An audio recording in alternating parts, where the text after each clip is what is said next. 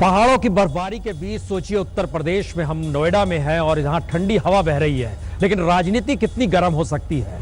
यकीनन, क्योंकि बीबीसी को दिए एक इंटरव्यू में अखिलेश ने जिस बात का जिक्र कर दिया है वो ना सिर्फ चौंकाने वाला है बल्कि आने वाले वक्त में यूपी की राजनीति किस दिशा में जाएगी उसके संकेत दे रहा है। क्योंकि नतीजों से पहले जो इंटरव्यू के जरिए बड़ा बयान आया उसमें यह है कि बीएसपी से गठबंधन से इनकार नहीं किया जा सकता। यानी उत्तर प्रदेश में अगर हंग असेंबली की स्थिति, राष्ट्रपति शासन लगने का जिक्र, तो फिर मायावती भी साथ आ जाएं। अब सवाल अगला होगा कि क्या इसके जरिए अब एक नए तरीके की स्थिति गठबंधन और सोशल इंजीनियरिंग की यूपी में आएगी। क्या कहा उन्होंने, ये सुनिए। अगर आप बड़ी फाइट बीजेपी से मान रहे हैं तो क्या ये समझा जाए कि चुनाव नतीजों के बाद बसपा से गठबंधन का रास्ता बंद नहीं है? नहीं, गठबंधन के लिए मैं अभी इसलिए नहीं कह सकता हूं कि हम खुद सरकार में बनाने जा रहे हैं और जो बहुजन समाज पार्टी के नेता हैं उनको मैंने एक रिश्ते से हमेशा सम्मान दिया है, तो ये स्वाभाविक है लोग ये मानेंगे कि अगर कहीं कमी होगी तो हम बहुजन समाज पार्टी के साथ ना चले जाएं या बहुजन समाज पार्टी का सहयोग ना ले लें। ये बात अभी कहना मुश्किल है, लेकिन मैं ये कहता हूँ हमारी और कांग्रेस, समाजवादी और कांग्रेस का बहुमत आने वाला है, बहुमत के साथ सरकार बनेगी। आपने अभी तक गठबंधन को लेकर जो हमारे जितने भी सवाल हैं स्पष्ट जवाब नहीं दिया है, तो क्या ये माना जाए कि आप संभावना से इनकार नहीं कर रहे हैं, जरूरत पड़ेगी जिससे मिलेगा साथ लेंगे? मैं अभी भी कहना चाहता हूं, मेरा मानना है कि समाजवादी पार्टी को किसान, महिलाओं ने और नौजवानों ने समर्थन दिया है। बीजेपी कोई काम नहीं बता पाई है, परिस्थितियां क्या बनेंगी वो तो वोट के बाद पता लगेगा, खुल जाएगा। समाजवादी और कांग्रेस दोनों ही को अच्छी सीटें जीतना नहीं, अकेले ही सरकार बनाएंगे। हाँ, अगर सरकार के लिए जरूरत पड़ेगी तो देखिए, कोई नहीं चाहेगा कि उत्तर प्रदेश में राष्ट्रपति शासन लागू हो, बीजेपी रिमोट कंट्रोल से उत्तर प्रदेश को चलाए, तो ये तो कोई नहीं चाहेगा। ये संकेत है, लेकिन सियासी तौर पर राजनीति में कहते हैं सब कुछ संभव भी है। लेकिन आइए, एग्जिट पोल का जिक्र हो रहा है तो अब हम चलते हैं जो दूसरे चरण का मतदान हुआ था उस जगह पर तकरीबन 67 सीटें थी, वहां की क्या स्थिति है। पहले चरण में तो 73 में से 50 सीट बीजेपी जीत रही है, लेकिन दूसरी स्थिति क्या बनती है उस दिशा में देखने के लिए सबसे पहले बीजेपी को कितनी सीटें मिलेगी, ये एक स्थिति है। यहां पर 73 सीट ये पहले वाला हिस्सा था, दूसरे में 67 सीट है। इस 73 और 64% वोट, सीट 73, 34, ये जरा सा कुछ गड़बड़ है। 64, ये 67 सीट का हिसाब किताब इसमें हमको लगाना है। ये राजनीतिक दल के तौर पर तमाम ये स्क्रीन पर आ गया है अब हमारे, जिसमें बीजेपी को 21 सीट मिलेगी, कांग्रेस और Samajwadi party 30 seat, BSP 3 seat, others 0 है। लेकिन इस हिस्से में महत्वपूर्ण है 13 सीटें जहां कांटे की टक्कर का जिक्र हो रहा है। तो ये जो आपके फुल फ्रेम चल रहा है इसको जरा हम अपने हिसाब से जरा यहां पर दिखलाने की कोशिश करते हैं एक बार फिर कि 67 सीटों पर जहां पर इस बार वोटिंग हो रही है उसमें समाजवादी पार्टी और कांग्रेस दोनों मिल जाएंगे, तो यहां पर इनको 30 सीटें दिखाई दे रही है। 30 सीटें का मतलब है कि इस फेज में कहीं रिकवर करने की स्थिति में है समाजवादी पार्टी और कांग्रेस गठबंधन जो है, इन दोनों को 30 मिलेगी। उसके बाद है बीजेपी को यहां कितनी मिलेगी, क्योंकि पहले बार में तो 50 सीट मिल गई, दूसरे बार में सिर्फ 21 सीटें हैं, एक लिहाज से काफी कम हुई है।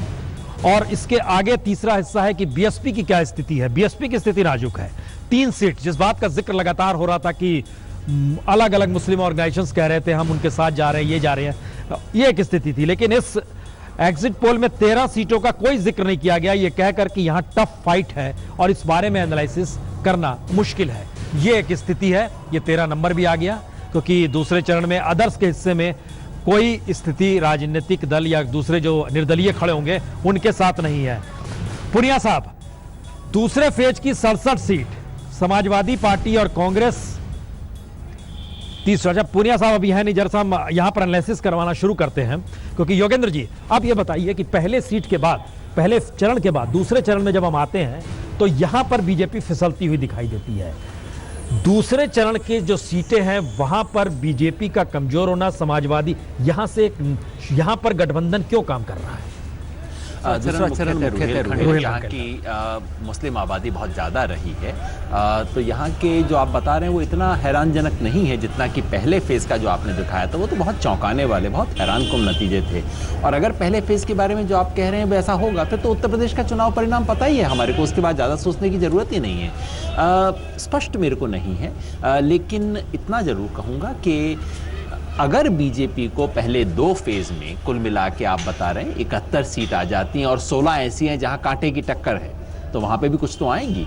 तो अगर पहले 2 फेज़ में बीजेपी 80 ले जाती है तो बीजेपी को और क्या चाहिए। हालांकि फिर मैं कहूँगा दूसरी चैनल्स भी दिखा रही हैं, दूसरे पोल्स भी आ रहे हैं, वो इससे काफ़ी अलग तस्वीर दिखा रहे हैं। इसलिए एग्जिट पोल इतनी बार देखने का जीवन में अनुभव होने के साथ, और नलिनी जी बैठी हैं जिनके साथ मैंने पहली बार जीवन में एग्जिट पोल किया था, हाँ।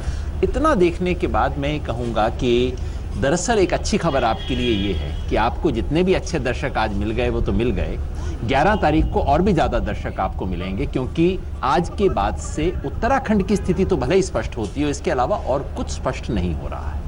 नहीं, क्यों दर्शक मिलेंगे?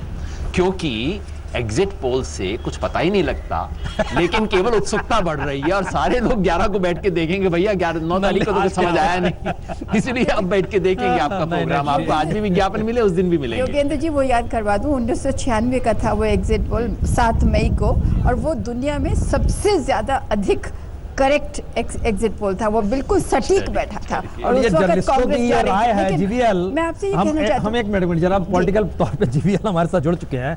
जीवीएल, जो 2 फेज है इन दोनों को अगर मिला दे रहे हैं तो सीट तो हो रही है यहाँ पर 113, 130, 136 सीटें हो रही हैं, लगभग 130, 140 सीटें हो रही है। 140 में से आधी सीट बीजेपी जीतती हुई नजर आ रही है। यहाँ पर सवाल यह है कि हम एग्जिट पोल दिखा रहे हैं और योगेंद्र जी बोल रहे हैं जी नहीं, बदल दीजिएगा, 11 तारीख को यह स्थिति नहीं रहेगी, लेकिन आपका क्या अनुमान है इस पे?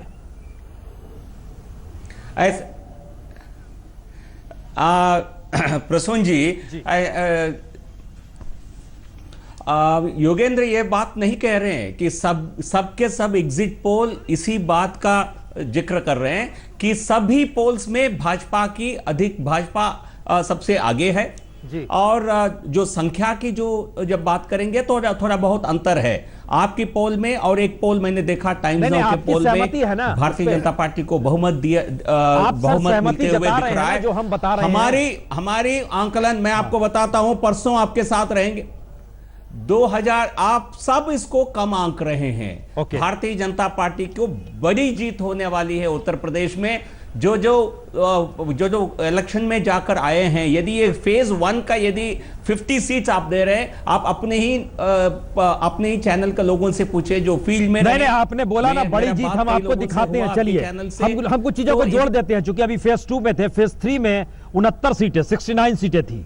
यहां पर क्या स्थिति है? स्क्रीन में हमारे ऊपर एक व्यवस्था की गई है जिसमें एक एक करके आएगा। यहां पर 39 सीट बीजेपी जीत रही है। ये तीसरे फेज में 69 सीटों में से 39 सीट बीजेपी, और ये जो चक्र घूम रहा है उसके बाद है समाजवादी पार्टी और कांग्रेस कितना यहां पर जीतेगी। देखिए दूसरी स्थिति आए, ये बहुत धीरे धीरे चल रहा है लेकिन बड़ा शानदार है। ये ऊपर हमारे सर के ऊपर ठीक बना हुआ है चक्र की तरह। ये जैसे 11 तारीख आने में देर है, वैसे इसमें भी देरी लगा रहा है। ये 15 सीटें सिर्फ समाजवादी पार्टी और कांग्रेस गठबंधन को।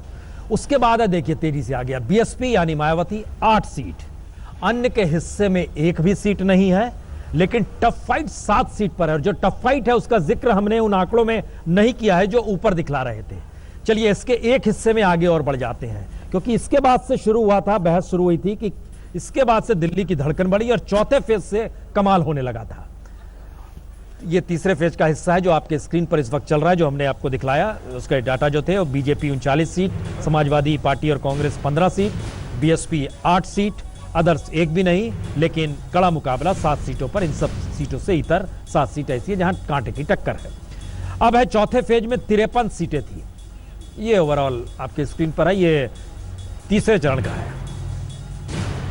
चौथा चरण भी दिखा दिया जाए जिससे 53 सीट कुछ और स्थिति मजबूत होगी, क्योंकि यहां तक आते आते लगभग 2/3 की स्थिति आ रही है। 53 सीटों पर जो यहां से मामला हुआ था कि जिस तेजी के साथ बीजेपी जो शब्दों के बाण शुरू हुए थे वह इस चौथे फेज से शुरू हुए थे, और 53 सीटों में से 37 सीट बीजेपी जीतती हुई नजर आ रही है इस एग्जिट पोल के मुताबिक। और यह कमाल था उस सीधे वार प्रतिवार का, शब्दों का वाण, जिस तरीके से मुद्दे गायब हो गए थे। हालांकि गधा शब्द इसके बाद वाले फेज में आया था, लेकिन यहां शमशान की बात रेंगने लगी थी। और ये देखिए, समाजवादी पार्टी सिर्फ 5 सीट, समाजवादी पार्टी और कांग्रेस सिर्फ 5 सीट है। बीएसपी इस फेज में एक भी सीट नहीं ले जा रही है, जो एग्जिट पोल दिखा रहा है। और अन्य के हिस्से में यहां 4 सीटें आ रही हैं और ये 53 में से 7 सीट टफ फाइट, जिसका जिक्र है, कांटे की टक्कर है, उसका जिक्र हो रहा है। ये स्क्रीन पे चल रहा है, लेकिन हमको लगता है उर्मिलेश जी इस पे कमेंट अब करना चाहिए, क्योंकि चौथे फेज में फिर वही स्थिति है जो पहले फेज में थी, जो बीजेपी के बिल्कुल अनुकूल की स्थिति है। ये जो चेंजेस आप देख रहे हैं, जिसमें चेंजेस क्या देखेंगे, एक लिहाज से एक लकीर खींच रही है बीजेपी के हक में। ये एग्जिट पोल का नजरिया जरूर है, लेकिन आप फेज के जरिए कुछ समझ पा रहे हैं, क्या अंतर आ रहा है? ये देखिए, मैं थर्ड फेज से शुरू करना चाहता हूं। बिल्कुल। थर्ड फेज में 67 सीट में पिछली दफा 2012 के चुनाव में समाजवादी पार्टी को 55 सीटें अपने बल पर मिली थी जी। इस इलाके के बारे में माना जा रहा था कि शिवपाल सिंह यादव और परिवार के बीच में जो झगड़े हैं अखिलेश यादव से, उनका शायद कोई असर जरूर पड़ेगा जी। तो मैं मानकर चलता हूं कि जरूर कुछ असर पड़ा होगा। लोग ये भी कह रहे थे कि शिवपाल का खेमा बीजेपी के बजाय बीएसपी की तरह मुखातिब हो सकता है अखिलेश यादव को सबक सिखाने के लिए। हाँ। लेकिन बीएसपी को 8 सीट मिल रही है आपके एग्जिट पोल में। तो कुल मिलाकर चाहे जितनी स्थितियां खराब हुई हों, मुझे लगता है कि यहां भी बड़ा अविश्वसनीय सा आंकड़ा है, पता नहीं क्या होगा सही। और फोर्थ फेज में तो बहुत दिलचस्प है, जहां बीएसपी को 0 सीट है, एसपी को 5 सीट है और बीजेपी को 37 सीट है। अगर इस दोनों को अगर देखा जाए तो फिर तो यही लगता है कि मतदाताओं ने नोटबंदी के पक्ष में वोट किया है, श्मशान कब्रिस्तान के पक्ष में वोट किया है, और तमाम तरह की जो भी चीजें, जितनी दुर्विसंधियां उसके बाद हुई हैं, सब बात बोल रही है, सबके पक्ष में। 2014 में भी ऐसी लहर थी, देखिए, तो मोदी का ही चुनाव हो गया था। सवाल यह है कि 2014 को 2017 का पर्यायवाची मानना, दोनों को एक जैसी स्थितियों में देखना, मुझे लगता है कि ये गलत विश्लेषण होगा। अजय जी, एक मिनट, कांग्रेस के नेता अजय कुमार भी हमारे साथ जुड़ चुके हैं। अजय जी, हम सवाल करें उससे पहले कई सवाल खुद ही समाजवादी पार्टी ने कर दिए हैं। अजय जी, सवाल है, अखिलेश तक कह रहे हैं कि मायावती से भी अगर समर्थन लेने की जरूरत पड़ेगी तो राष्ट्रपति शासन नहीं लगने देंगे। हमें याद है प्रेस कॉन्फ्रेंस में राहुल गांधी ने भी कहा था मायावती के बारे में, उनका साथ भी दिया जा सकता है। क्या यह मान लिया जाए कि समाजवादी पार्टी और कांग्रेस गठबंधन कहीं दूर दूर तक सत्ता में नहीं आ रहे हैं? यह आप लोग मान रहे हैं, क्योंकि घमासान समाजवादी पार्टी के भीतर मच चुका है। अजय जी। देखिए प्रसन्न जी, एक चीज है कि आपके जो आंकड़े हैं, जिस तरह से प्रस्तुत की जा रही है एक वेव के रूप में, बिल्कुल, ये हमें जो है जमीन पर बाकी पोल के अलावा तो एकदम अविश्वसनीय इसलिए लगता है क्योंकि अगर आप देखेंगे बीएसपी को कोई सीट नहीं, समाजवादी पार्टी को अपने गढ़ पर कोई सीट नहीं, और इस तरह का अगर वेव होता है यूपी में, जितने लोग यूपी से आए घूमे हैं तो उनको नहीं लगता है। तो मुझे तो एक तो, और बाकी पोल, क्योंकि अगर किसी एक पोल को, सिर्फ एक ही पोल को वेव दिखाई देता है, बाकी पोल में वेव नहीं दिखाई देता है, तो फिर प्रश्न चिन्ह तोड़ते हैं। क्या सही मान लीजिएगा कि आपके आंकड़े को अगर हम सही मान के भी जाएं, हम ये कभी नहीं मानेंगे कि हमारी सरकार, हम कांग्रेस और एसपी की बहुमत, कम से कम 180 190, तो मुझे लगता है कि हम लोग 190 कंजर्वेटिवली 180 190 तक पहुंचने की जो है इस अलायंस पहुंच जाएगी। लेकिन जहां तक अखिलेश जी का बयान था बीबीसी को, अगर पूरी रूप से अगर उनके बयान आप चलाएंगे, उन्होंने क्या कहा था कि हमारी बहुमत आएगी जी, हमें कोई दिक्कत, सिर्फ राष्ट्रपति शासन। अगर आपके आंकड़े के अनुसार, आपके आंकड़े देखते हुए यदि वैसे परिस्थिति उत्पन्न होती है तब हम लोग सोच सकते हैं। लेकिन उन्होंने ये भी कहा था कि तो आपके जिस तरह नहीं राजा जी, ये आंकड़े तो बहुमत की दिशा में बीजेपी को ले जा रहे हैं। इस आंकड़े में तो जरूरत भी नहीं पड़ेगी बीबीसी के इंटरव्यू को दोबारा सुनने की। लेकिन हमने चूंकि सुना है, और समाजवादी पार्टी के नावेद सिद्दीकी साहब भी हैं, नावेद सिद्दीकी साहब, ये माना जाता है कि जनादेश का इंतजार तो कर लेना चाहिए। और चूंकि वोटिंग खत्म हुई और 5 बजे के बाद मल्होत्रा साहब का बयान आया पहले, फिर आजम साहब का बयान आया, फिर अखिलेश जी के इंटरव्यू का हिस्सा आ गया, क्यों इसकी जरूरत पड़ रही है?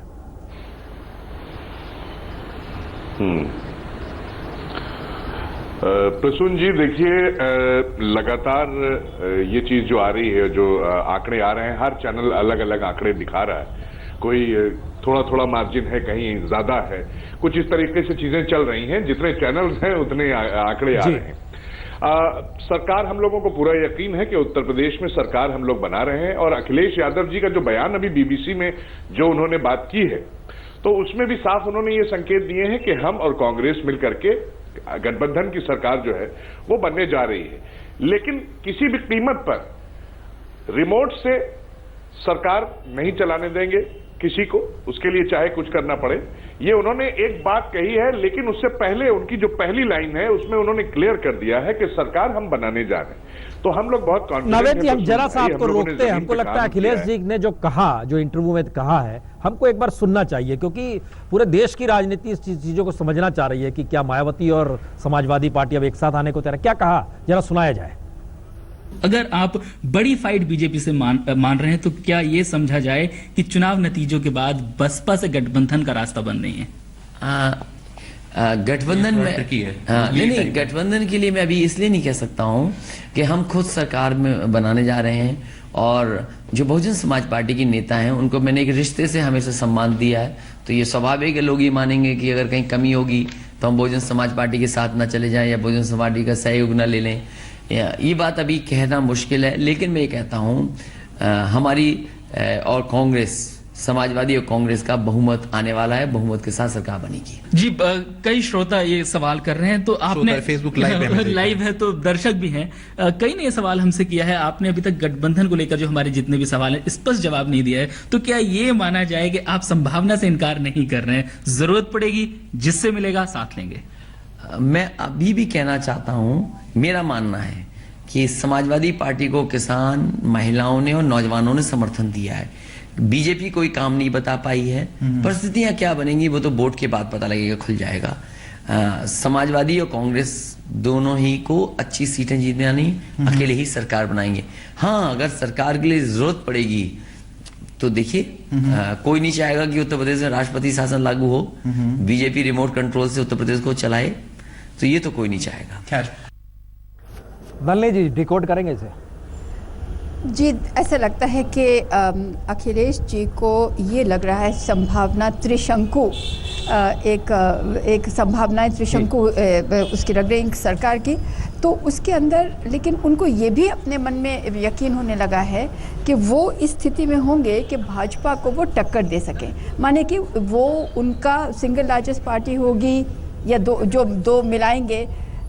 मुश्किल कहना यह है कि जो आंकड़े आप दिखा रहे हैं और जो अखिलेश जी बोल रहे हैं, तो क्या अखिलेश जी के कानों तक ये आंकड़े नहीं पहुंचे हैं जो आप बता रहे हैं? क्योंकि जो आप बता रहे हैं, हमने पूरे कहां दिखाए हैं? नहीं, देखिए जो 150, देखिए वो राजनेता है, आप एंकर हैं। मुझे मतलब इंटरव्यू जो दिया गया है वो 5:30 बजे का, उस समय हम लोगों ने शुरू ही नहीं किया। देखिए, आप ये तो नहीं आप कह सकते कि उन्होंने एग्जिट पोल के पहले देखा नहीं था। लेकिन आप डिकोड कीजिए मायावती और समाजवादी पार्टी के संबंधों को लेकर आने वाले वक्त में अभी कहती हूँ, लेकिन मुझे लगता है 250 का आंकड़ा आप दिखा रहे हैं भाजपा का, पहुंचते अगर पहुंचेगा। लेकिन डिकोड ये करना, नई पीढ़ी नजर आ रही है इसके अंदर कि एक नई जनरेशन आ गई है। वो जो पहले हुआ था 1993 में, जो एक मारपीट हुआ था गेस्ट हाउस में, उसको अब उन्होंने कर दिया। आप डिकोड करें जरा। देखिए, ये बहुत साफ बात है कि अखिलेश किसी कीमत पर नहीं चाहेंगे, कांग्रेस किसी कीमत पर नहीं चाहेगी कि भारतीय जनता पार्टी वहाँ हुकूमत करे और या राज्यपाल के जरिए वो अपनी वहाँ पर चलाएं। हाँ। तो उन्होंने एक स्पष्ट संकेत दिया है अपनी ओर से कि अगर ज़रूरत पड़ी तो हम बीएसपी से हाथ मिलाने में संकोच नहीं करेंगे। लेकिन अभी अभी मेरे पास ये खबर आई है पुष्ट सूत्रों से कि बीएसपी का ये कहना है कि हम इस पर चुनाव के बाद सोचेंगे। तो बीएसपी अपने पत्तों को उतनी आसानी से नहीं खोलना चाहेगी ऐसी स्थिति में। नहीं, हम डिकोड और करवाना चाह रहे हैं, इसलिए करवाना चाह रहे हैं क्योंकि बीजेपी ने उत्तर प्रदेश के इस चुनाव में अपने पूरे प्लान को बदल लिया। जो विचारधारा थी, सोच थी, संयोग से वह भी उसी सोशल इंजीनियरिंग में आकर खड़ी हो गई जहां पर समाजवादी थे, जहां पर मायावती खड़ी थी। ये इसको डिकोड कैसे किया जाए? ये बात आई क्यों अखिलेश के साथ? ये वोटों के शेयर का एक सीधा मामला है। जैसे बिहार में 2 जाइंट्स ने मिलकर उनको रोक दिया था। अगर बहुजन समाज पार्टी भी इनके साथ होती तो वही स्थिति यहाँ बनती। वो दुर्भाग्य से जो तीसरा कोण था उसने किसी एक को तो डैमेज किया है। क्या योगेंद्र जी, क्या लगता है? कई बात समझ नहीं आती इस बयान के बारे में। पहला तो ये कि देखिए, ये सीधा सीधा कोई वोट लेने का खेल तो हो नहीं सकता, वोट का खेल तो खत्म हो गया है। ये बयान आज देने की ज़रूरत क्या थी, जबकि ये बयान 11 तारीख की शाम को दिया जाए तो समझ आता है। आज ये बयान देने की ज़रूरत क्या थी, समझ नहीं आती है। अगर आप ये समझें कि एक तरह से प्रीएम्प्ट करने की कोशिश है कि अगर कहीं ऐसी संभावना बनी तो मायावती कहीं बीजेपी के पास न चली जाएं, उनके पास हमारा ये न्योता पहले से मौजूद हो, ऐसा कुछ खेल हो तो बात अलग और है। वोटर से बाद में कहा जा सके कि हमने देखिए हम तो तैयार थे, उस तरह का खेल। इसमें एक खास बात और है कि मैं जो देख रहा हूँ, आजम खां का बयान देखा, इसके पहले रविदास मल्होत्रा का बयान देखा, ये समाजवादी पार्टी के नेता अपनी जीत के प्रति उतने कॉन्फिडेंट नहीं लगते, ये बिल्कुल साफ है। और ये बात जो हो, बहुत नपे तुले ढंग के जो समाजवादी हैं विचारों से, सैद्धांतिक तौर पे योगेंद्र यादव जैसे, इनको अगर छोड़ दिया जाए तो मैंने देखा है कि समाजवादियों में ये पुरानी आदत है, ये कांग्रेस और बीजेपी के नेताओं की तरह मैच्योर होकर नहीं बोलते। शरद यादव जी को मैंने देखा इतने मैच्योर समाजवादी नेता, एक दफा मधेपुरा में उन्होंने कहा कि हमारी चुनाव जो हार हो रही है वो इसलिए हो रही है कि हमें लूटा गया है हमारे मतपत्रों को, और वो अनशन धरना पर बैठ गए और अल्टीमेटली वो चुनाव लेकिन जीत गए थे। तो इस तरह की मैच्योरिटी, देखिए एक बार मैं देख रहा था हिंदुस्तान टाइम्स के कॉन्क्लेव में अखिलेश यादव ने कहा, बगैर अलायंस वगैरह की अभी बात नहीं हो रही थी, कि कांग्रेस से अलायंस होगा तो हम 300 सीटें जीतेंगे, बहुत पहले बोल देना। तो कहीं ना कहीं बहुत शालीन, बहुत समझदार होने के बावजूद अखिलेश जी में कहीं ना कहीं अब एक हम प्रौढ़ता का भाव है। अब हम चाहेंगे, हालांकि मीडिया को उन्होंने मौका दे दिया, उन्होंने उतना कहा नहीं है। नावेद सिद्दीकी साहब, क्या मुलायम वाली मैच्योरिटी अखिलेश में नहीं है, या अखिलेश की मैच्योरिटी आने वाले वक्त को देख रही है?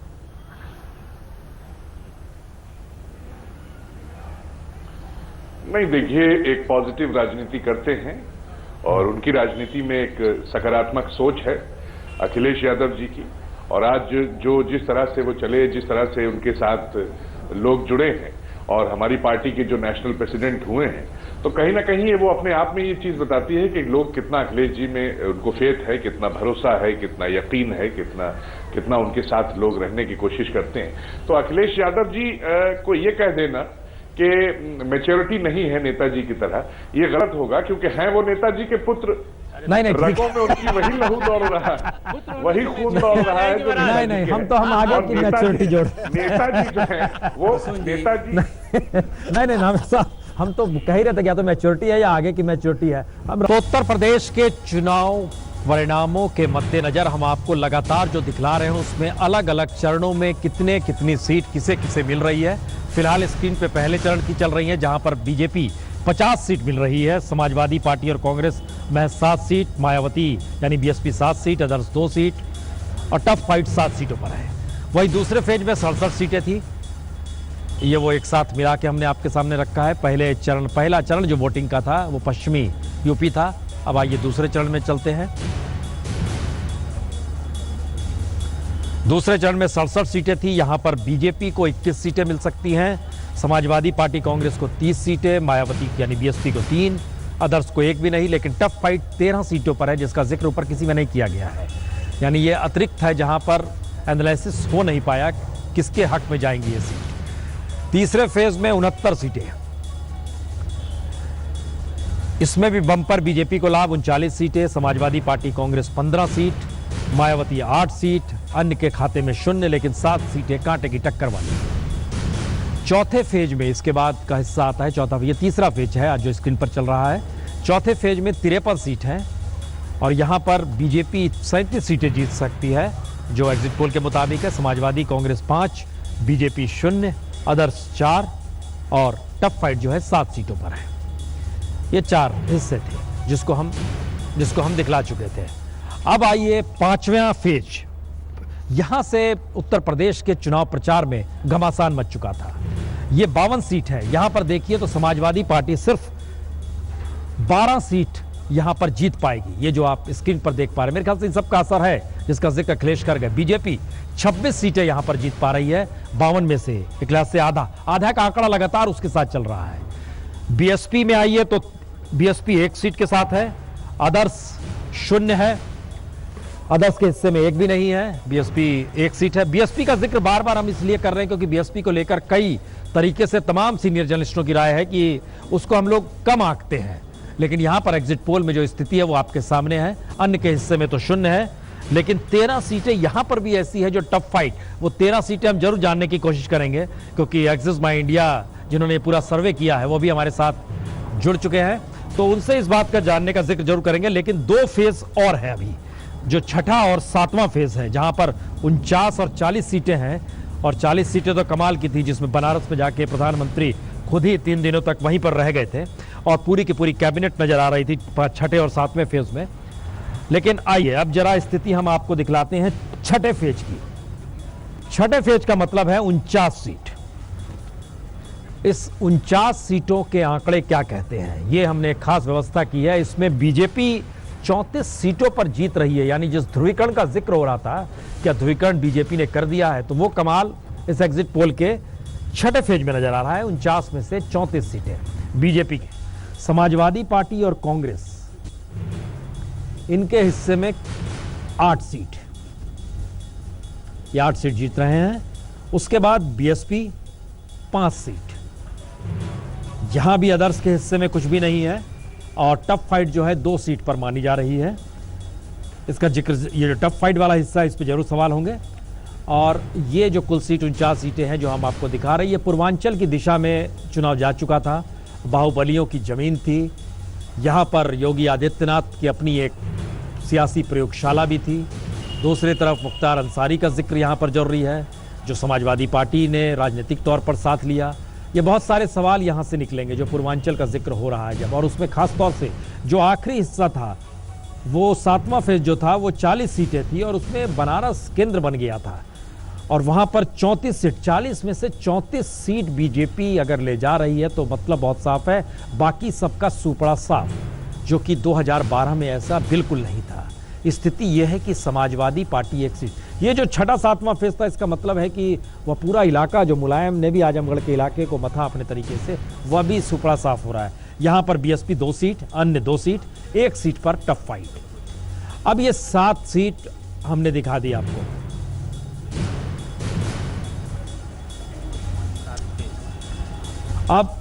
अब हम आपको दिखाने जा रहे हैं ओवरऑल, इसके बाद हम चर्चा शुरू करेंगे, क्योंकि ये ओवरऑल की स्थिति जो है, ये 403 सीट इन सभी की है। इसमें 1 सीट पर एक कैंडिडेट के निधन की वजह से टल गया था, लेकिन आज वहां भी वोटिंग हो गई। तो आइए जरा इसको हम लोग परख लेते हैं।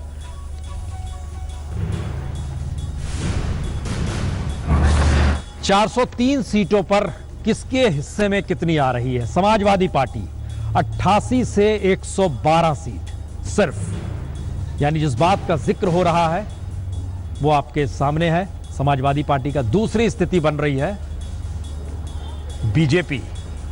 बीजेपी का कमाल है, ये बहुमत के साथ नजर आ रही है, 250, 251 से 271।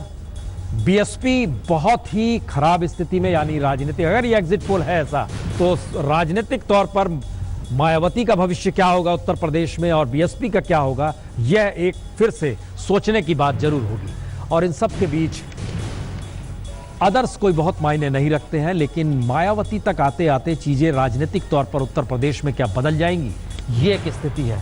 251 से 279 सीट, ये बीजेपी का कमाल, यानी इसमें फिर दूसरा तीसरा कोई गठबंधन मायने नहीं रखता है। और संयोग से इस हिस्से में हमारे साथ चूंकि एक्सिस माई इंडिया जिन्होंने ये पूरा का पूरा सर्वे किया है, वो भी हमारे साथ बैठे हुए हैं, तो बात उन्हीं से शुरू करेंगे। लेकिन जो स्क्रीन पर आपके चल रहा है, इसका मतलब है कि बहुमत के साथ बीजेपी आ रही है। हम बीजेपी के पास चलें उससे पहले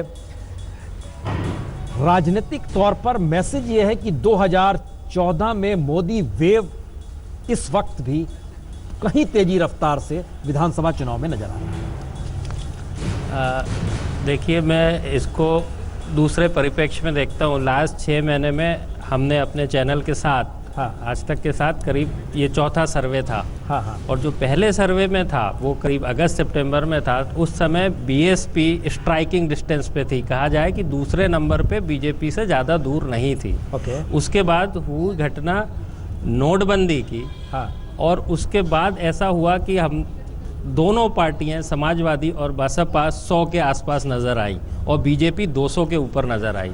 लेकिन जब तीसरा पोल किया हमने, जो कि जनवरी 31 को दिखाया गया, उस समय समाजवादी पार्टी का जो उनको साइकिल का चिन्ह मिलना, परिवार के झगड़े से निकल के आना, इतनी ज़बरदस्त सिंपैथी वेव थी, तो ऐसा क्लियर लग रहा था कि Samajwadi party surging ahead for a big victory, यानी कि 200 के ऊपर। लेकिन जैसे ही जो हमारा ये आकलन है, जैसे ही उन्होंने अपने परिवार के साथ फिर से जुड़ गए, करीब करीब ना चाहते हुए भी जुड़ गए, और जो कांग्रेस का लाइंस हुआ, जो टेक्टिकल एरर हुआ, तो पब्लिक को ऐसा लगा कि हम जहाँ से चले थे वहीं पर खड़े हो गए। ये एक इसका पर्सपेक्टिव है। दूसरा पर्सपेक्टिव है दूसरे साइड पे जो बीजेपी है, जो आपकी अपोजिशन पार्टियां हैं, आप माने या ना माने, उत्तर प्रदेश में जातिगत समीकरण का बहुत बड़ा रोल है। उसमें सब जो अपर कास्ट है, जो मुस्लिम यादव हैं और जो दलित हैं, मोटे मोटे अपनी अपनी लॉयल्टी है अपनी अपनी पार्टी के साथ। लेकिन जो नॉन यादव ओबीसी वोटर है, उसको साधने का काम जो अभी जो हमारे स्क्रीन पे दिखाई दे रहा है, इसका मतलब ये है कि उत्तर प्रदेश में कोई आकलन अखिलेश के सामने नहीं था, राहुल गांधी नहीं समझ पाए, मायावती नहीं समझ पाई, यानी जो भी जातीय समीकरण था, बिहार के चुनाव लोग गठबंधन के तौर पर देख रहे थे, कुछ भी मायने नहीं रखा। और ये एक ऐसी हवा है जिसमें लगता यह है कि बाकी सारी चीजें कोई मायने नहीं रखी, और प्राइम मिनिस्टर मोदी का गवर्नेंस, उनके इशू, उनके इर्द गिर्द चुनाव, क्या ऐसा कुछ ही आप देख रहे हैं? उससे ज्यादा, उससे सोशल इंजीनियरिंग बड़ी चीज़ है, और ऑर्गेनाइजेशनल स्किल जो बोलते हैं, जैसे कि ओबीसी ये डिसीसिव वोट, निर्णायक वोट था। तो ओबीसी को जो साधने का काम, चाहे वो शुरू से कुर्मी हो, अपना दल हो, चाहे सुहेल देव की पार्टी हो, राजभर हो, चाहे स्वामी प्रसाद मौर्य को अपने तरफ लेना हो बीएसपी से, जो कि बड़े ओबीसी के लीडर हैं ईस्टर्न यूपी के पार्ट में, और चाहे केशव प्रसाद मौर्य को अध्यक्ष के रूप में डिक्लेयर करना हो, ये सारी की सारी चीज़ें ओबीसी वोट साधने में बीजेपी को बहुत सहायक साबित हुई।